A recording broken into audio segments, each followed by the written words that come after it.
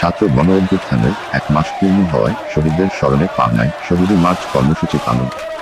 ছাত্র গণ অভ্যুত্থানের 1 মাস পূর্ণ হওয়ায় শহীদদের স্মরণে শহীদ মার্চ কর্মসূচি পালন করেছে বৈষম্য বিরোধী ছাত্র আন্দোলন পাবনা জেলার সদস্যরা। আজ বৃহস্পতিবার সকাল 11:30টায় পাবনা সরকারি এডওয়ার্ড কলেজ থেকে বৈষম্য বিরোধী ছাত্র আন্দোলনের সদস্যরা শহীদ মার্চ কর্মসূচির আওতায় মিছিল সহ শহরের গুরুত্বপূর্ণ সড়ক প্রদক্ষিণ করে শহরের 0 পয়েন্ট শহীদ চত্বরে এসে সমাবেশে মিলিত হন। সমাবেশে বক্তব্য দেন মোহাম্মদ বিপ্লব হোসেন, বরকতুল্লাহ ফাহাদ সহ অন্যরা। বক্তারা পাবনায় বৈষম্য বিরোধী ছাত্র আন্দোলন চলাকালে গত 4 আগস্ট আওয়ামী লীগ অঙ্গ সংগঠনের সন্ত্রাসীদের গুলিতে নিহত শহীদ জাহিদ এবং মাহবুব মিলারের আত্মার প্রতি সম্মান প্রদর্শন করে।